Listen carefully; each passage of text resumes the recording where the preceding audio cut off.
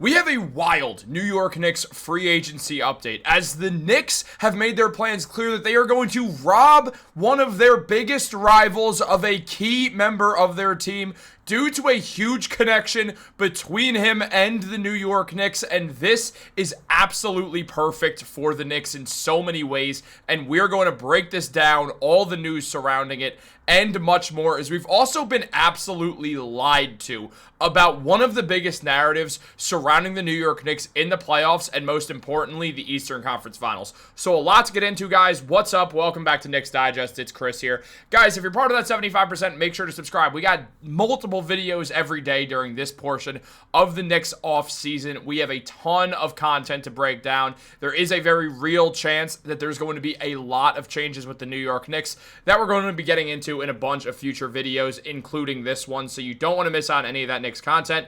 But let's jump into it. We have a lot to go over. The New York Knicks, we know that Leon Rose is going to be active in free agency. We know the New York Knicks do not like that for the second year in a row they failed to get past the Indiana Pacers, and they need to do something to fix that. There are some glaring issues with the team. One being Tom Thibodeau did not trust his bench enough, leading to the Knicks just not playing well enough as their starters were just playing too many minutes. Another one is that starting unit didn't work together. But then there was a lot of other issues that came out later throughout the falling out of the Knicks getting eliminated from the playoffs, which had Knicks fans absolutely furious with the team and showed that something needed to be done about this New York Knicks roster. Now, diving into this, the Knicks have been linked to multiple free agents already, a lot of them veteran players, and now the newest one has come up in Al Horford.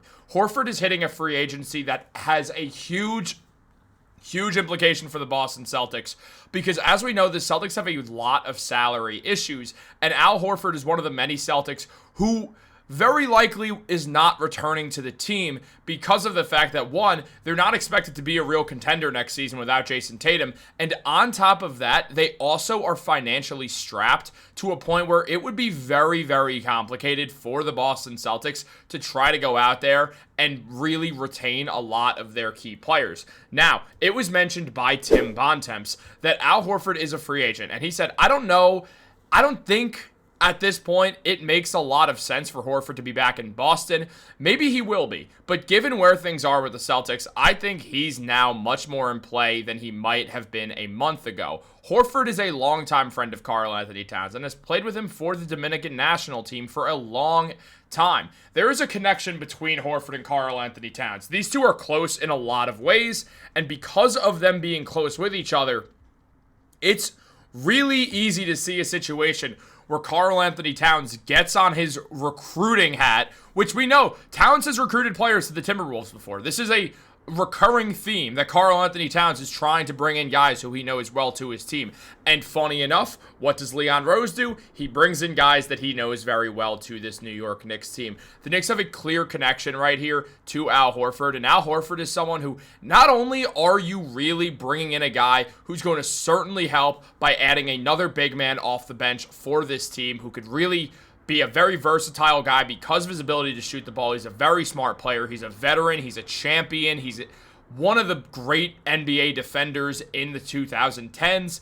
Al Horford is so well respected, and the Knicks could desperately use another successful veteran with a ring on their team. Bringing in PJ Tucker had a huge help to the Knicks, and bringing in Horford will do the same. Now, it was mentioned by Peyton Pritchard that you can't replace Al, so I definitely hope we can get that figured out, because just his locker room presence alone is crucial, and then having him on the court, just for all the young guys to see how he goes about his business and how professional he is, he's just a leader. We, meaning the Celtics, definitely need him back, but here's the thing. There was this talk about how publicly Knicks players made veiled comments all season about their poor communication causing their inconsistencies, and behind the scenes, the players and coaches expressed frustration with Karl-Anthony Towns' defensive habits, less concerned with his talent level and more with his process on that end. Too often, Towns executed incorrect coverages without communicating why he did it. After it became a theme, players worried that Towns didn't grasp the importance of the matter that he was screwing up defensively. Now, that gets things really interesting, because you look at Karl-Anthony Towns. The man's been in the NBA for 10 years now. That doesn't scream something that's changing imminently. However, if you get a guy who he knows well, like Al Horford, to not only be an important role player for the New York Knicks, but to also be an extension for the coaching staff, to be that voice in Karl-Anthony Towns' ear. Horford knows Towns well. Towns respects Horford a ton because Horford's 9 years his elder and has just been in the NBA forever. He's one of those guys that Towns would not just ignore because you understand you want to sponge up that knowledge of the game that Al Horford brings to the table. And Al has been a great defender, so he understands this well, can help work with Towns and communicate him to even where Towns is a 10-year NBA veteran and it feels like maybe some of the aspects of his poor defense are a lost cause. If anyone can fix that problem, there's a real good chance that the number one guy you want to pick here is Al Horford. And because of that, it's very clear the Knicks are going to gun for Al Horford. We know Leon Rose is going to try to get this done.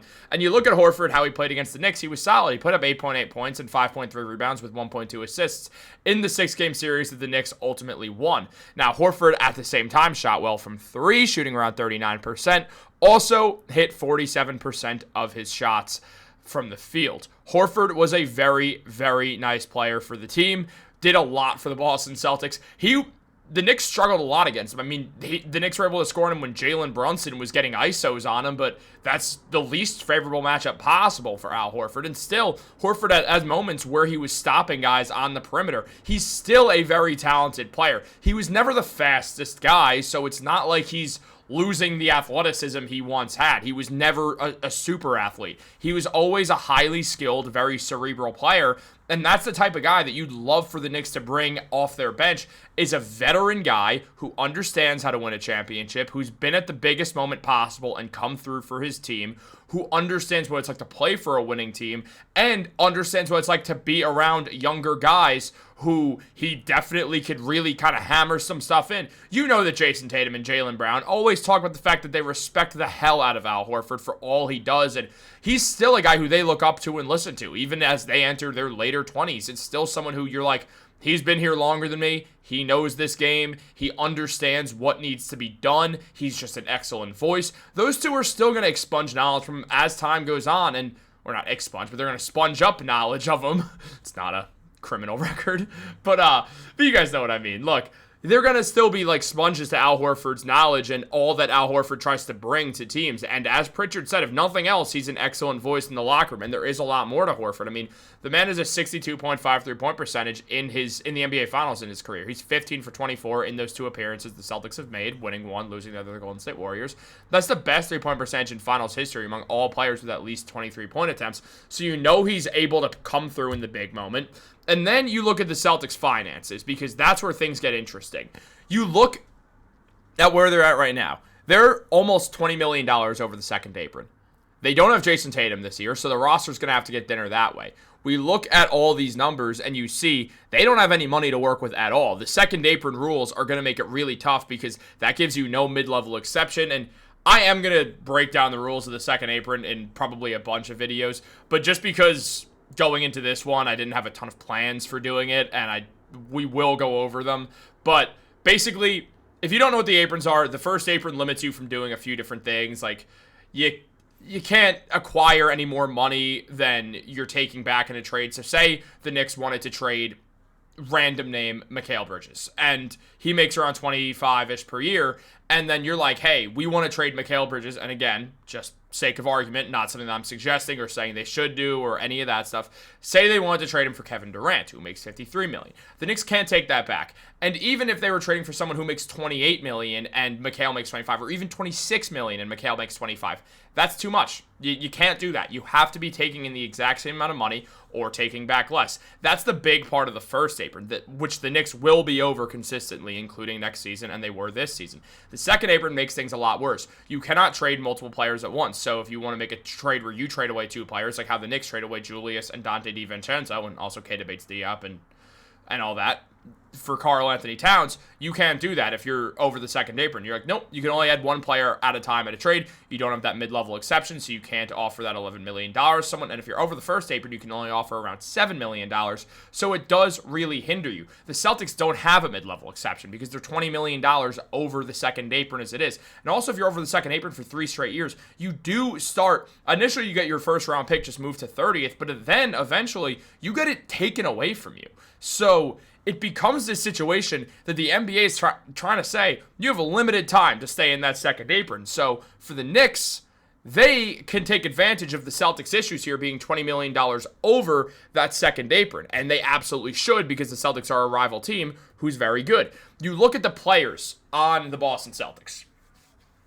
Jason Tatum's not going anywhere. Jalen Brown is almost certainly not going anywhere. Jrue Holiday and Kristaps Porzingis, however, that makes a little bit more sense. But remember, no teams really have salary money this year. Very few teams have cap space. So, even in trades, when when the Celtics try to trade off Kristaps Porzingis' $30 million, what we're going to see happen is we're going to see them be able to trade him away for maybe someone who's making $23, $24 million, but not for the full 30. So he's not going to get it cut off. They're going to get like 6 to at most like $10 million cut off. So that also counts for Jrue Holiday, where they'll have to do the same thing, but the team they just traded to likely won't have any more money. No team can absorb both Jrue Holiday and Kristaps Porzingis' contract, so they'll have to do it separately, meaning neither of those teams will be able to take all of that one player, meaning the Celtics maybe just barely can get to that 20 million benchmark. Mind you, they'll have to sign a few players, so they'll already go back over the second apron. And when you're signing veteran minimum players to that second apron, you can only sign guys who have been in the NBA for 0 to 3 years, meaning the Celtics could likely start buying first round or second round draft picks at somewhere in the draft and giving away money. And this has nothing to do with the salary cap. The money you trade, cash considerations, have nothing to do with salary cap. It doesn't get added to that. So the Celtics, they'll be doing that and have to add a bunch of second round picks. What I'm saying here is if Al Horford, unless he wants to take the minimum, he's not staying in Boston. And he is playing next season. So that makes things really, really difficult for the Boston Celtics right now. That makes things really tough on them. So this works out perfectly for a New York Knicks team that could totally use Al Horford. On top of that, Fred Katz and James Edwards mentioned that some people in the organization want the Knicks to use the 15th roster spot to sign a player who could contribute on the floor, while others want a veteran who would be okay with not playing and helping behind the scenes. That's why they ended up bringing in PJ Tucker as that veteran voice. And on top of that, PJ Tucker said, they all talked to me, but they didn't talk to each other in real time. In those situations in games, those situations to get stops, to have help, you know what I'm saying? That, to me, we have talent, but that's 80% of everything else. Being able to communicate, being able to get stops, to be on the same page on offense and be able to read each other, we needed to do those things instead of putting our hands up and looking at each other. The Knicks need another one of those guys, and preferably one who could get on the court and play. That is Al Horford, and that is why the Knicks should totally try to go for Al Horford using some of that mid-level exception.